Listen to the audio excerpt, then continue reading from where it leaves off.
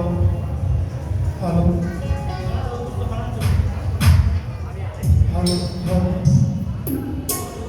Hello hello Shri Radhe Radhe Radhe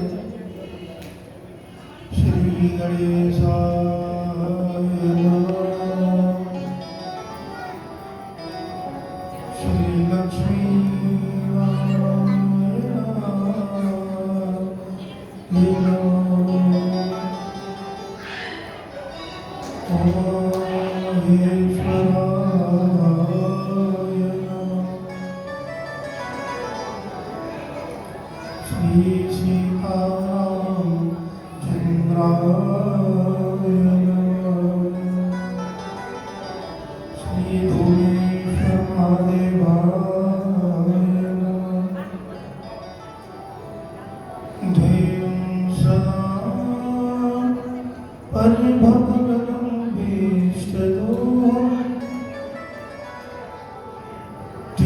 तीर्थास्पदं शिवविरञ्जनतं शरणं वृत्तात्यं प्रणतपालं भवाति भूतं वन्दे महापुरुषते चरणारविन्दम्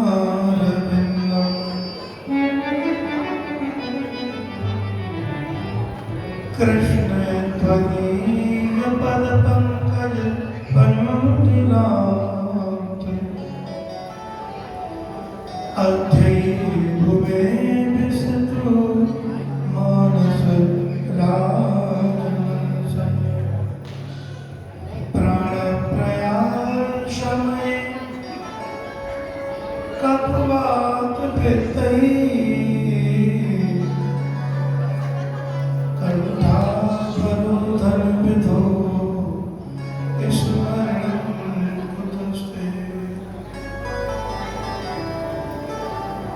बंसी विभूषित कर नवनीरताभा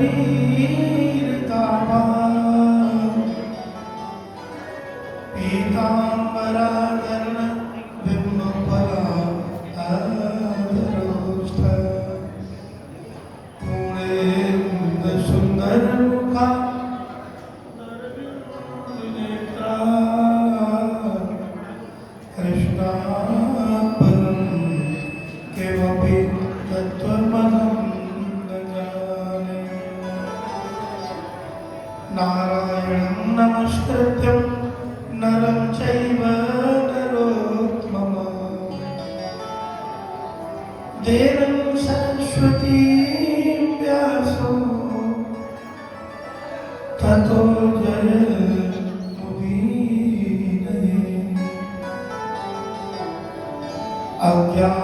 अज्ञानतिमिरान्धस्य ज्ञानाञ्जनशलाकया चक्षुरुन्मीलितं येन तस्मै श्रीगुरुवे नमः श्रीगुरुचरणसरोज निजमन मुकुर सुधार वर्णं रघुवर विमल जस जोदायक फलचार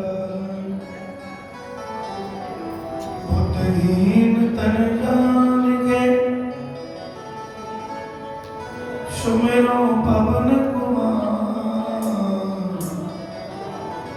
बल बुद्धि विद्या देहु मोहि हरहु कलेश विकार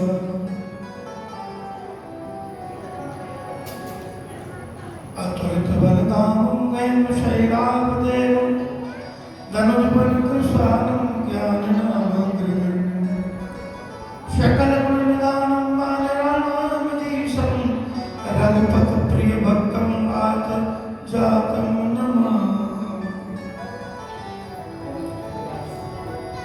नागेन्द्रहाराय त्रिलोचनाय भस्माङ्गकाराय नमः शिवाय वशिष्ठकुम्भोज भवगौतमाय मुनीन्द्रदेवाच्युत से कराय।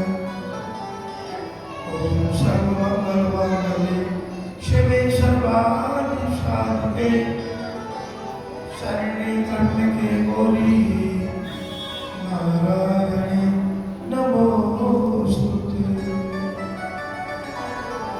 जय जय श्री राधा रमण जय जय नवल किशोर जय गोपी चित चोर प्रभु जय जय मां करजो।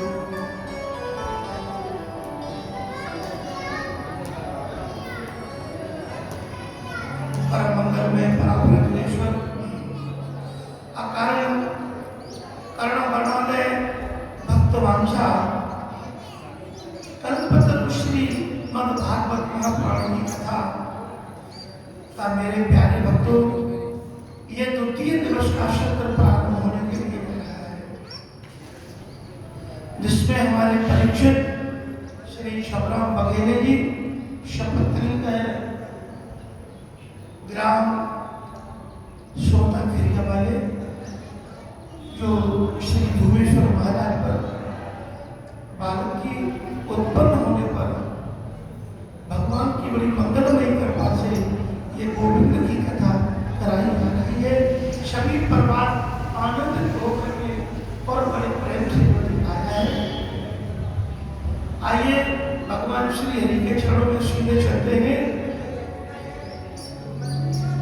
श्री राधे गोपाल भज मन श्री राधे श्री राधे गोपाल श्री राधे गोपाल भज मन श्री राधे श्री राधे श्याम राधे श्री राधे श्याम राधे श्री राधे श्याम राधे जय जय श्री राधे गोपाल भज मन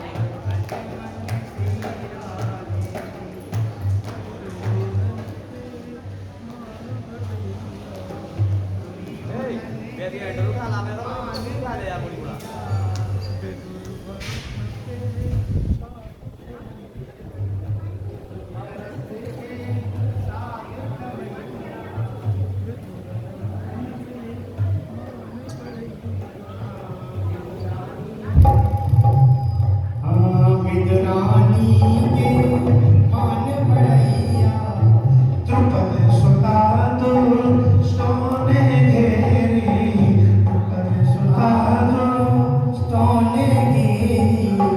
आए प्रभुनाथ करी नहीं देरी, आए प्रभुनाथ कर ताली नहीं बजाने ताली, आए प्रभुनाथ करी नहीं देरी,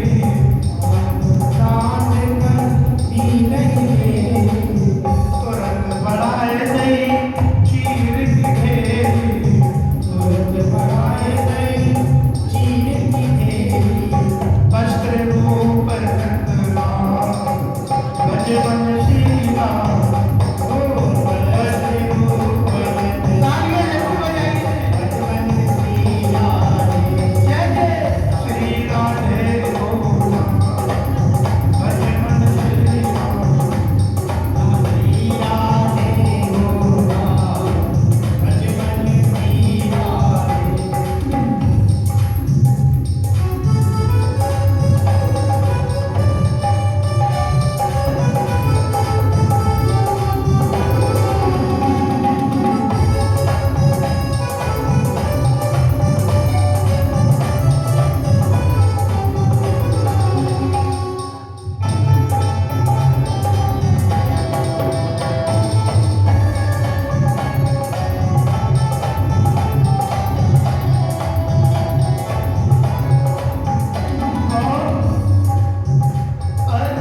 दुर्योधन के मान भैया, दुर्योधन के मान भैया, दुर्योधन के मान भैया, दुर्योधन के मान भैया, विदुर भक्त के साथ भैया,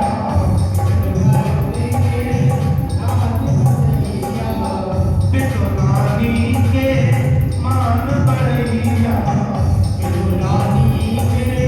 मान बढ़ैया, और तुम तो जगत के पालनहार अजबन श्री राम, तुम तो जगत के पालनहार अजबन श्री राम, जय जय श्री राधे गोपाल, अजबन श्री राम,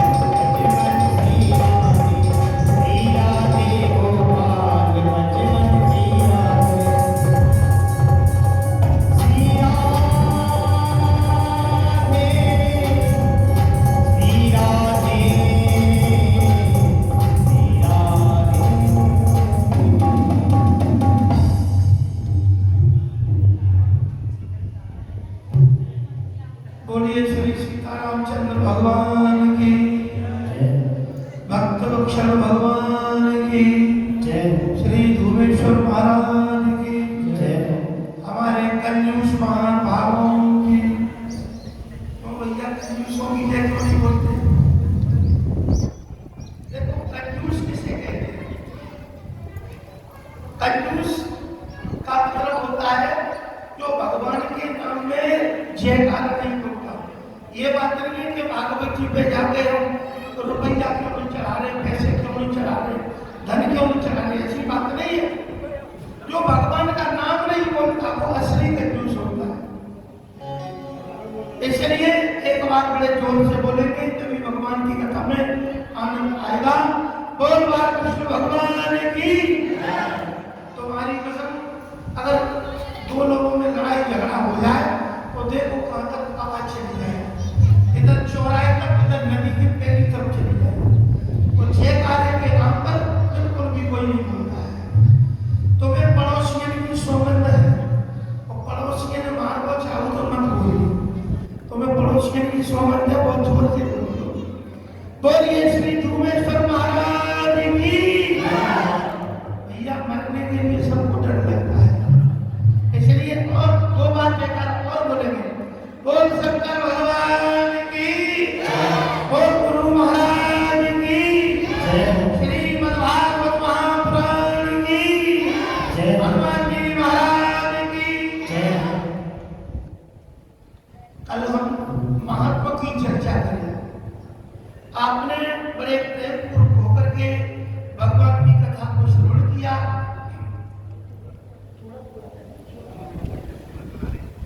श्री सूत जी कहते हैं 88,000 जो ऋषिगण हैं उन्होंने एक साथ में 6 प्रश्न कर दिए। बोले महाराज हमारे कल्याण कैसे होगा? सबसे पहला प्रश्न है मनुष्य का मोक्ष का साधन क्या है? शास्त्रों में जो वर्णन किया गया है उनका मुख्य सार सुनाइए।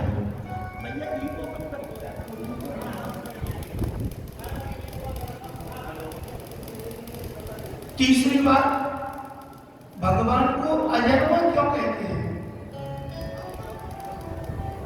क्योंकि भगवान ने देवकी मैया के गर्भ से जन्म लिया और फिर भी कहते कि भगवान किसी के गर्भ से जन्म नहीं लेते, वो तो बहिर् प्रकट कर पाला दीन दयाला कौन सा क्या हितकारी। तो उसी प्रकार से और भगवान जन्म लेते भी हैं, तो ये हमारी समझ में नहीं आएगा। चौथा प्रश्न है भगवान के चरित्रों का, जो कवियों ने, जो महापुरुषों ने, जो व्यास जी ने जो सुंदर वर्णन किया है उसको आप हमें सुनाइए। पांचवा प्रश्न है भगवान के कितने अवतार होते हैं और भगवान अपने जब धाम को गए तो धर्म किसकी शरण में गया?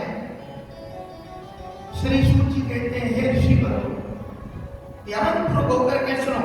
भगवान के 24 अवतार होते हैं। सबसे पहला अवतार वराह अवतार, दूसरा नारद अवतार, तीसरा नर नारायण अवतार, फिर कपिल अवतार, दत्तात्रेय जी का अवतार, यज्ञ अवतार, ऋषभदेव जी का अवतार, पृथु अवतार, मत्स्य अवतार और भगवान का कूर्मा अवतार, धन्वंतरी भगवान का अवतार, मोहिनी अवतार, नरसिंह अवतार, वामन अवतार, परशुराम जी का अवतार, व्यास अवतार, श्री राम जी का अवतार, बलदेव अवतार, श्री कृष्ण अवतार, हरि अवतार, हरीश अवतार और बुद्ध अवतार और महाराज कल्कि अवतार भगवान आएंगे।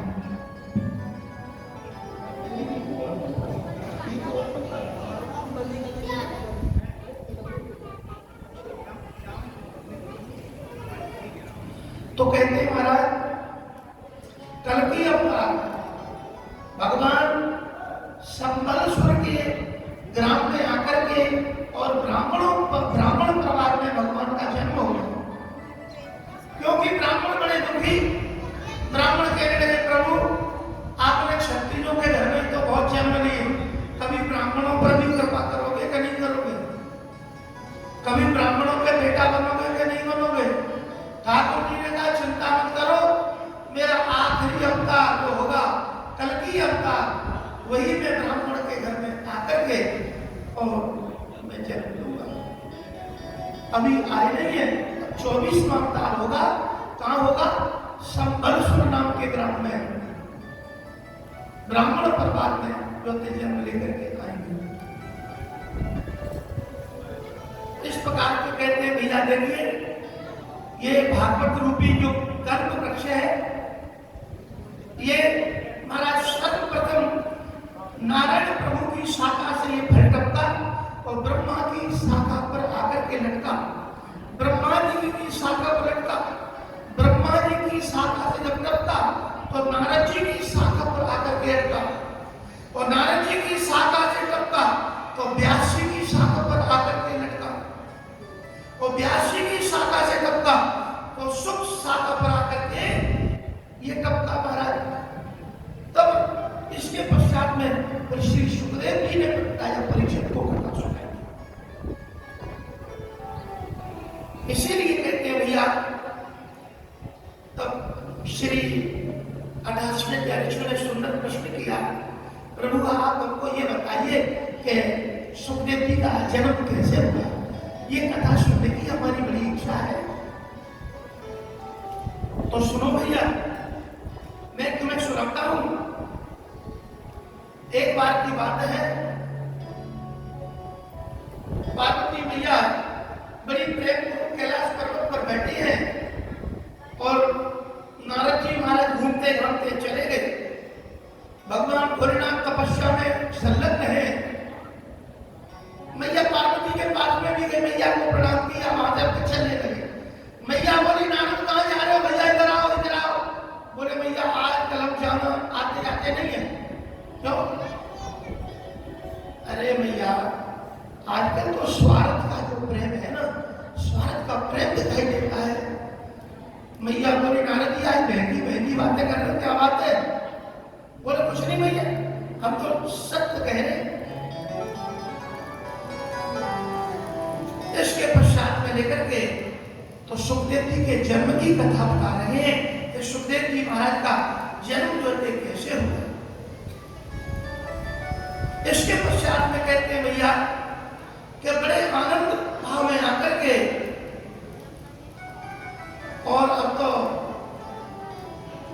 मैया ने पूछा, सुखदेव मैया ने आकर के पूछा नारद जी तुम ये बात क्यों कर रहे हो? हमने क्या बात है? बोले भैया आजकल दुनियादारी कपटी हो गई है, उन्हें कपट की मित्रता है, कपट का प्रेम है, सच्चा प्रेम है ही नहीं है। मैया बोली नारद जी हमारी आप क्यों बेटी बेटी बातें कर रही हैं? बोले मैया कहती है, बोले देखो नारद जी हमारे भोलेनाथ हमसे बहुत प्रेम करते हैं। नारद जी बोले प्रेम क्या खा करते हैं तुमसे? कुछ नहीं करते। अच्छा ये बताओ, तुमसे भोलेनाथ प्रेम करते हैं हमने मान लिया, तो गले में जो मुंडों की माला पहने हुए हैं उसमें किसके मुंड लगे हुए हैं? पार्वती जी बोली ये तो पता नहीं है। तो बोले प्रेम क्या तुमसे खा करते हैं? कितनी अग्नि लगा करके, और नारद जी महाराज वहां से चले गए। आज पार्वती मैया रुष्ट होकर के बैठ गई। जब पार्वती मैया रुष्ट होकर के बैठ गई, भोलेनाथ आए, देखिए क्या बात है, क्यों रुष्ट हो? किसी ने कुछ कहा हो तो बताइए। पार्वती जी बोली भोलेनाथ मैं तो आपको बड़ा भोला समझती थी, परंतु आप कपटी नहीं महाकपटी हो। बोले क्यों? भैया भोलेनाथ तो बड़े दयालु हैं, वो बेचारे कपटी नहीं है। लेकिन देखो भोलेनाथ कैसे हैं। एक भगत जी कोई भगवान भोलेनाथ के मंदिर में आया, भोलेनाथ के मंदिर में आया चोरी करने के लिए, क्योंकि सोने का घंटा लगा हुआ था। उसके पास में कोई नशेड़ी वगैरह कुछ नहीं दिखाई दी। वह भगवान शंकर की पिंडी के ऊपर पैर रख करके घंटा चुराने लगा। भगवान शंकर वही प्रसन्न हो गए, बेटा वरदान मांग लो, वरदान मांग लो। वह घबरा गया, बाबा चोर हूं। भगवान बोले फालतू बातें नहीं करते। क्यों? अरे कोई तो दूध चलाता, कोई दही चलाता, कोई धतूरे के कटा चलाता है, कोई दही चलाता, कोई कुछ चलाता है, कोई अभिषेक करता है। अरे पागल, तूने तो पूरा शरीर ही मेरे ऊपर चला दिया। तो भगवान तो ऐसे दयालु है। एक भगत जी भगवान को प्रसन्न करने के लिए फूल चढ़ाते थे। एक भगत जी को बड़ी जल्दी होती, तो महाराज जल्दी चढ़ाने का कोई मंत्र बताओ। तो बोले एक एक फूल चढ़ाता हूं तो मेरी दुकान के लिए बड़ा टाइम हो जाता है।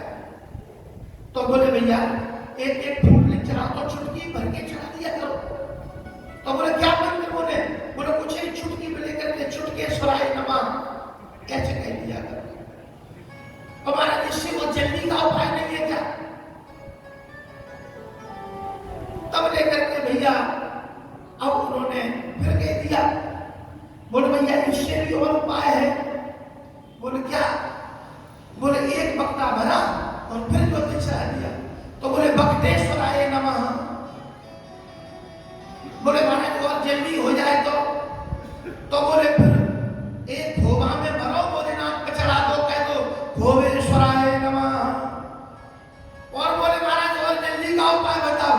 तो तुम तो पूरी डलिया ले जाओ और बोले डलेश्वराय नमः। गई पूरा दुकान खोलो। तो भोलेनाथ तो उसमें भी प्रसन्न हो जाए। ऐसे दयालु है भोलेनाथ। आज भैया जो है ना, देखो व्यासी के पुत्र बनते हैं सुखदेव जी महाराज। जिस समय उनका जन्म हुआ ना, बड़ी विचित्र घटना घटी महाराज। जन्म के समय से कोई कैसे पैदल जा सकता है? वो सीधे पैदल के चले गए महाराज। तो आज वही कथा सुनना चाह रहे कि सुखदेव जी का जन्म कैसे हुआ। आज पार्वती जी पूछ रही है, स्वामी ये गले में मुंडों की माला है, बताइए किसके हैं? बोले देवी जब तुम अपने शरीर को त्याग देती हो तो मैं तुम्हारे बिना रह नहीं पाता और तुम्हारे मुंडों को अपने गले में माला बना करके पिरो देता हूं। मैं तुमसे कितना प्रेम करता हूं। पार्वती बोली, हे भगवान, मैं तो तुम्हें कपटी समझती थी, तुम तो महाकपटी निकले। क्यों? महाराज आपने कौन सी जड़ी बूटी खा रखी? आप कभी मरते नहीं हो, हमको बार बार मरना पड़ता है।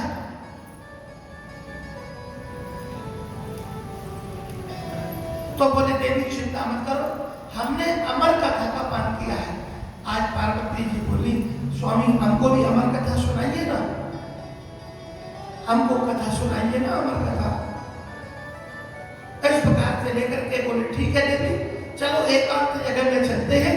वहां आए, बोले चारों तरफ देख करके आप कोई है तो नहीं, केवल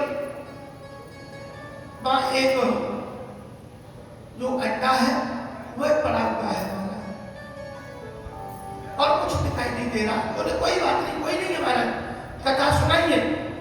आज भोलेनाथ ने अमर कथा को पार्वती मैया को जो श्रवण कराया है प्यारे भक्तों। पहला दिन उनका बड़ी सुंदर कथा सुनाई, हुंकारा देती रही। दूसरा दिन होगा, हुंकारा देती रही, कथा सुनती रही। 3 दिन रह गए, 4 रह गए, 5 दिन रह गए, 6वां दिन हो गया तो मैया को थोड़ी नींद सी आने लगी। मैया को नींद आने लगी। भगवान शंकर कथा सुना रहे हैं, उद्धव जी का प्रसंग चल रहा था।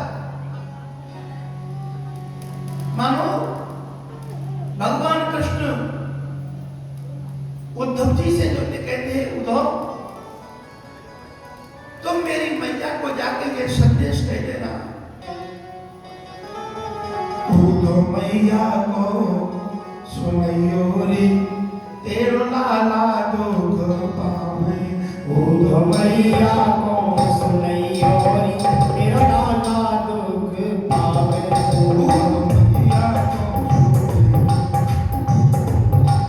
उद्धव मैया को सुनियो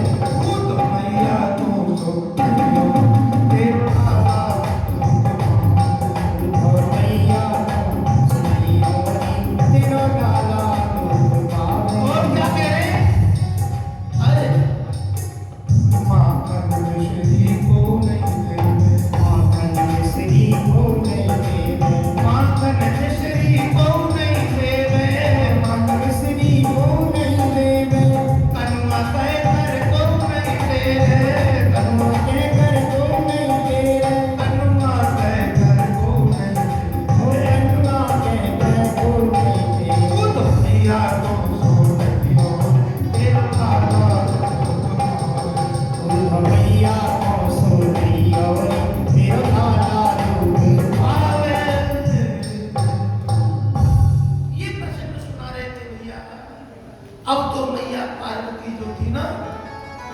इधर अंडा में से बालक निकल आया और कथा को श्रवण कर रहा है। छठवां दिवस है गया, प्रादुर्भाव हो गया। पार्वती जी तो जो शेष हो गई महाराज। 7वें दिन की कथा प्रारंभ है गई। 7वें दिन की जब जो कथा प्रारंभ है गई, तब उसी समय लेकर के संपूर्ण कथा है गई। फिर जयकारा बोला, बोलिए कृष्ण बलदेव भगवान की जय हो। देखो भैया, तुम में बहुत बुरी आदत है, भगवान के जयकारे के नाम से बिल्कुल शांत हो जाते हो। एक बार जोर से जयकारा बोलेंगे, बोल शंकर भगवान की। बिल्कुल, ये हमारा इतना बड़ा हॉल है, इसमें भी आवाज नहीं आ रही तुम्हारी, तो धन्य तुम्हारे जीवन के लिए भैया। अभी इतने बुढ़े बाबा नहीं हो, अभी तो जवान हो, कोई बात नहीं है। देखो 70 वर्ष तक मनुष्य जवान रहता है, अगर वह हिम्मत हार जाए तो 40 वर्ष में बूढ़ा पड़ जाता है। इसलिए हिम्मत नहीं हारना चाहिए। तुमको मालूम है कि लोग अपने बुढ़ापे को छुपाने के लिए बड़ी बड़ी मेहंदी और डाई लगाते हैं, मूंछों पर भी लगाते हैं, बालों पर भी लगाते हैं। अब तो 15 साल का बच्चा भी डाई करने लगा है, 10 साल के बच्चे के चश्मा लगने लगा है। साल खान पान सब ये बुरी संगत सब कुछ का प्रभाव है महाराज। आगे कथाएगी तो मैं आपको जरूर बताऊंगा। पार्वती जी बोली, हाँ स्वामी फिर क्या हुआ? उद्धव जी ने क्या कहा? अरे कथा है गई, सब कुछ हो गया। बोले मैं तो सो गई थी। तो बोले हुंकारा कौन दे रहा? बोले मुझे क्या पता। जाकर के देखा सुख पक्षी है, और सुख पक्षी को देखा भगवान भोलेनाथ त्रिशूल के लेकर के मारने के लिए दौड़े। वह दौड़ते दौड़ते जो व्यासी महाराज है, उनकी पत्नी का नाम है पिंगला देवी, वह उनको जमाई आ रही थी, मुंह खुल गया। झटते करते वो पक्षी मुंह में होकर के पेट में चला गया, झटते पेट में चला गया। इधर भगवान भोलेनाथ जो है त्रिशूल लेकर के मारने के लिए खड़े हैं। बोले हमारा चोर कहां चला गया? चोर कहां चला गया? व्यासी आए। भोलेनाथ आप मेरे घर में, आपका चोर मेरी समझ में नहीं आई। बोले हमारी अमर कथा को सुन लिया, इसलिए आज मार के रहूंगा। बोले प्रभु, जब अमर कथा को सुन लिया है और अमर हो जाते हैं तो फिर आप कैसे मार सकते हो? वो आपने अगर उनको मार दिया तो आपकी अमर कथा का मतलब क्या था? भगवान भोलेनाथ वहां से लौट गए। तभी व्यासी को मालूम चल गया, व्यासी के बेटा नहीं था, आज गर्भवती उनकी पत्नी है नहीं पिंगला देवी। और पिंगला देवी कहती है, स्वामी ऐसी कब कृपा होगी, कब संतान होगी हमारे घर में? वेद व्यास की नार एक दिन आंगन में हर साई है। अरे उसी समय पर ऋषि पत्नी को मुख से जमाई आई है। उसी समय पर ऋषि पत्नी को मुख से जमाई आई है। और अरे पार्वती बोली शिव जी से, सुन लो मेरी त्रिपुरारी। अरे पार्वती बोली शिव जी से, सुन लो मेरी त्रिपुरारी। और अमर कथा सुनने को मन में इच्छा से बहुत है। अमर कथा सुनने को मन में इच्छा देखो है भाई। अमर कथा सुनने को मन में इच्छा देखो है भाई। जोड़ू हाथ परों में पैया, दिल में मेरे समाई है। जोड़ू हाथ परों में पैया, दिल में मेरे समाई है। और उस समय पर ऋषि पत्नी को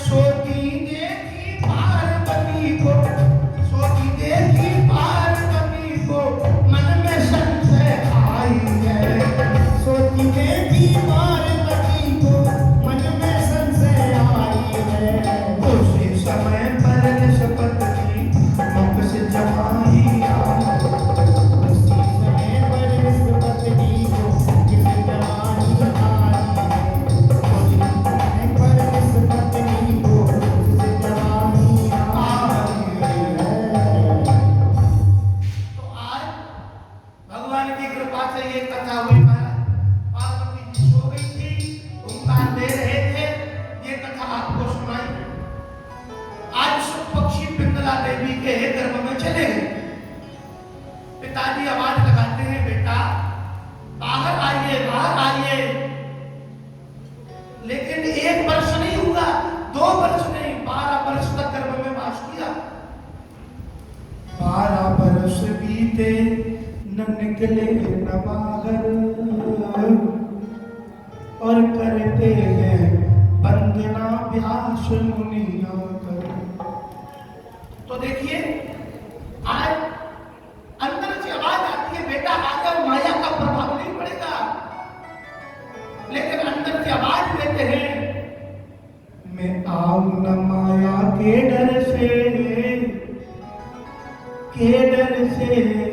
जे आई आवाज जे अंदर से, मैं आई आवाज जे अंदर से, मैं आऊं न माया के डर से, जे आई आवाज अंदर से, जे आई आवाज अंदर से।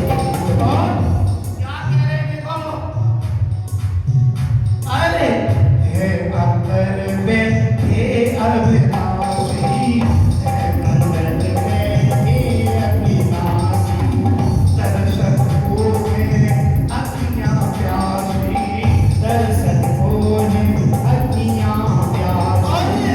भरगी के डर से, के डर से, ये तारी आवाज जे अंदर।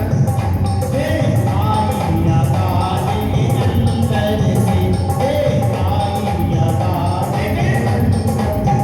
व्यासी महाराज कह रहे हैं,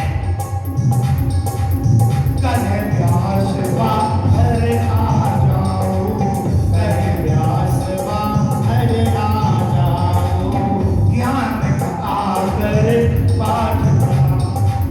ज्ञान का आकर पाठ पढ़ाओ। क्यों अंदर बैठे डर से, क्यों डर से, ये आई आवाज जे अंदर से। आई आवाज ये अंदर से, आई आवाज ये अंदर से। तो भैया ऐसी स्थिति है गई, तो देखो आ नहीं रहे हैं। धूमेश्वर काम की जय। आज हमारे भी सेटा के लक्ष्मण सिंह, श्रीमान लक्ष्मण सिंह कुशवाहा जी ने पंडित जी का स्वागत सत्कार एवं पारिषद जी का किया। धन्यवाद उनके लिए।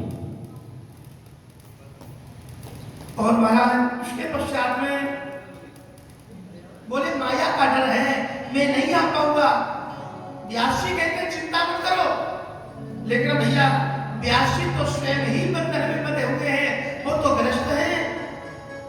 जिस जगह हाथों में हथकड़ियां डली हो, वो कहता मैं तेरी हथकड़ी खोल दूंगा। कैसे खोल सकते हैं? क्यों? बोले सूरवीर चूक जात, बोले अपनी कमानों से, और नार शीस चूक जात कुपत के ठहरावे से। और वृक्ष को चढ़ैया कबू, बोले वृक्षों से चूक जात, और नदी को तैरैया कबू चूकत तेरा। पंडित वर चूक जात, और राज न्याय चूक जात, और नाई चूक जात, और नाई चूक जात, खास छुड़ा के चलाए। कहते हैं कबीरा, बड़े ज्ञानी ज्ञानी चूक जात, पर एक नहीं चूके, चुगल चुगली चलाए से। सब छूट जाएंगे, पर तू जो चुगलखोर होगा ना, वो महाराज किसी न किसी काम में चुगली जरूर करेगा। बोले ये ठीक नहीं है, ये फलाने पंडित जी ठीक नहीं है उनको लाना चाहिए, ऐसा करना चाहिए, या फलाना व्यक्ति खराब है उसमें ये कमियां हैं। हमें किसी की कमी नहीं देखना चाहिए, हमको अच्छाई देखना चाहिए, इस व्यक्ति में कौन सी अच्छाई है। चुंबक चाहे जितनी गंदगी पड़ी हो किसी को नहीं उठाएगी, उसको तो लोहा यदि पड़ा हुआ है तो लोहे को ही चुंबक पकड़ेगी। उसी प्रकार से हमको भी कोई फालतू बातों से मतलब नहीं लेना चाहिए। आज सुखदेव जी महाराज जन्म लेते ही, जैसे ही जन्म लेते हैं और बाहर चलने लगे, पिताजी आवाज लगाते हैं, बेटा बेटा यम प्रव्रजन्तु मनुपेदं पेत कृत्यं द्वैपायनो बिरेकातिर आजुभाव पुत्रेति तन्मतया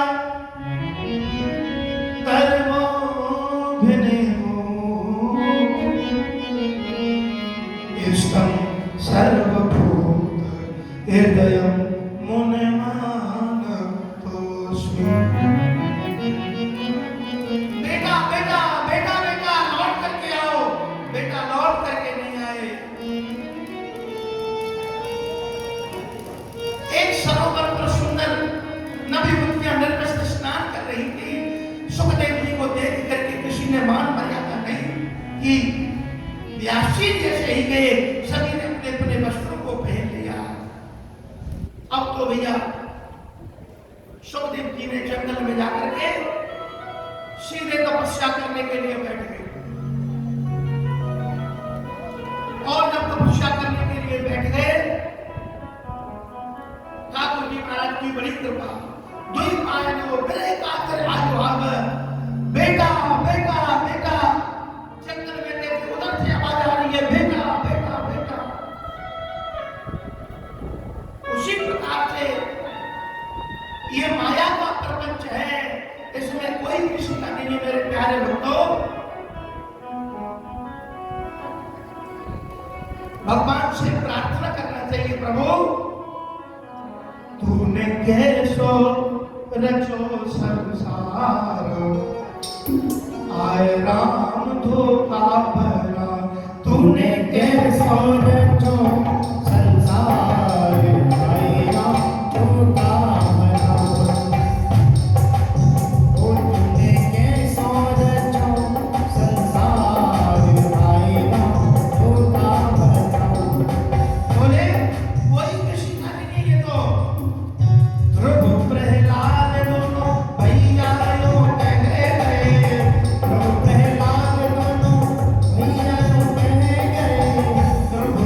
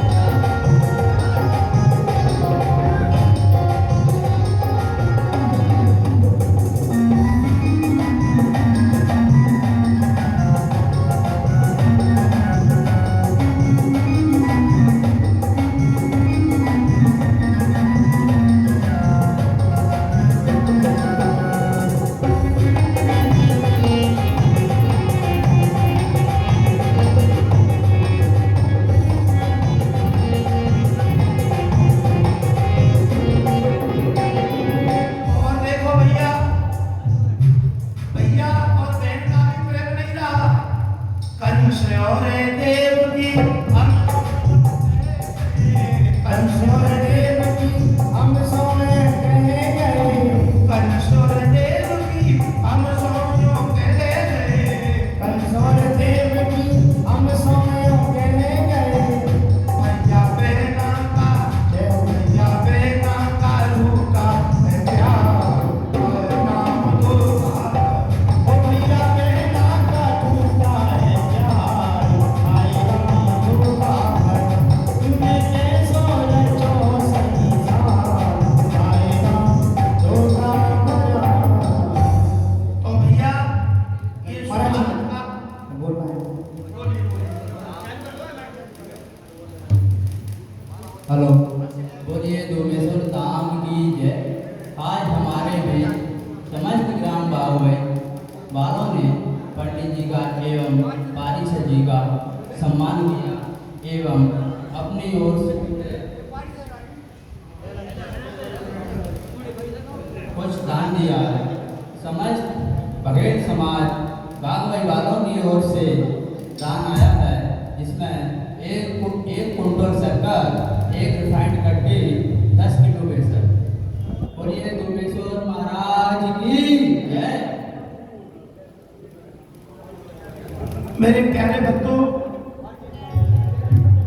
इस प्रकार से लेकर के बोले भैया ये स्वार्थ का प्रेम है, ऐसा कहने के पश्चात में आज श्री सुखदेव जी महाराज तपस्या करने के लिए बैठ गए। तपस्या कर रहे हैं, लेकिन तपस्या करते करते आज व्यास जी जो है ना, बड़े दुखी मन से बैठे हुए हैं। जब व्यास जी दुखी मन से बैठे हैं, नारद जी का वहां पर आगमन हुआ। नारद जी ने उनको समझाया, भैया दुखी क्यों हो, क्या बात है? बोले प्रभु क्या बताएं। नारद जी, मैंने 4 वेद, 6 शास्त्र और 17 पुराणों की रचना की। कितने पुराण? 18 नहीं, 17 पुराणों की रचना की, परंतु मेरे मन को शांति क्यों नहीं है? तो बोले भैया महाराज, आप 18वें पुराण की रचना और कर दो। बोले 17 पुराणों की रचना कर दी, 18वें पुराण की रचना और करो, जिसका नाम है श्रीमद् भागवत महापुराण। यही कलयुग में मनुष्यों का कल्याण कराएगा।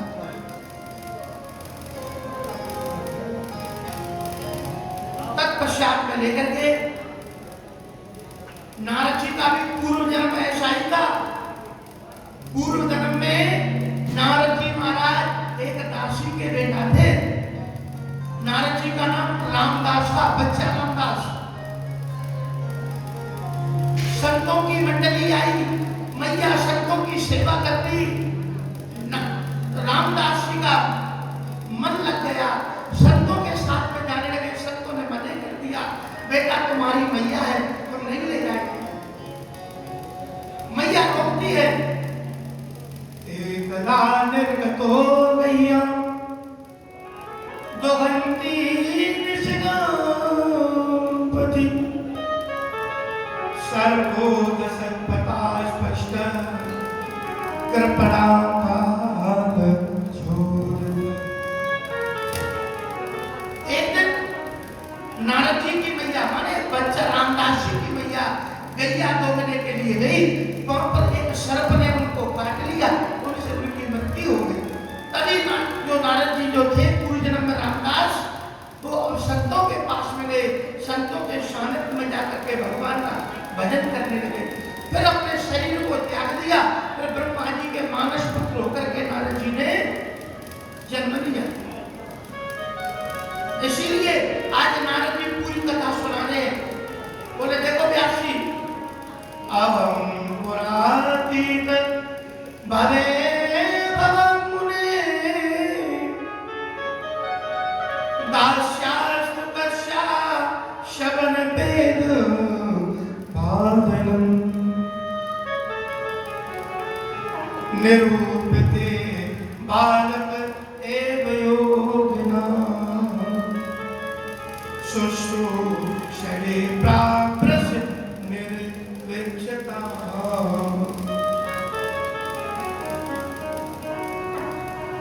बोले पिछले कल्प में अपने पूर्व जन्म में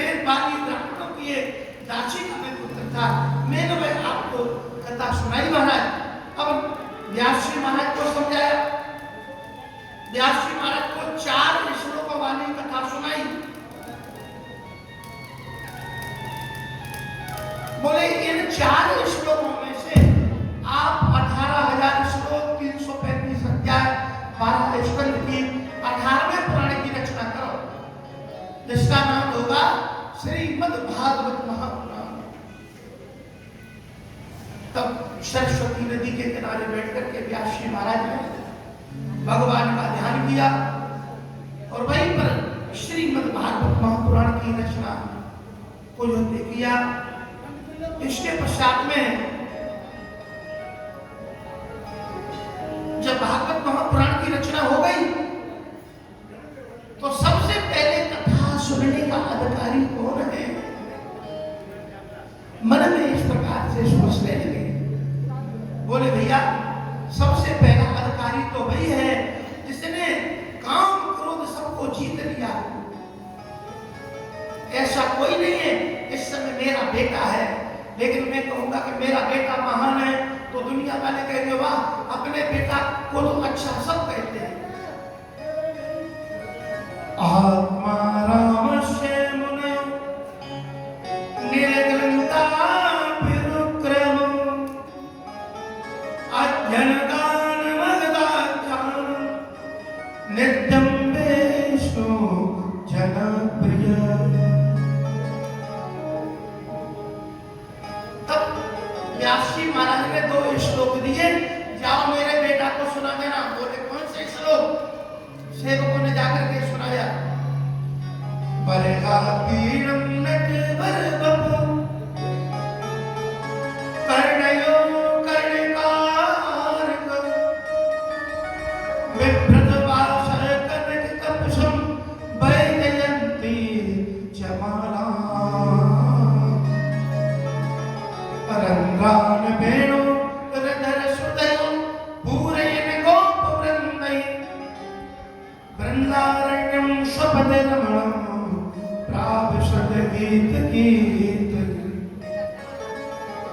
भगवान मोर मुकुट धारण किए हैं, पीतांबर चिता धारण किए हैं, भगवान बंशी को धारण किए हैं।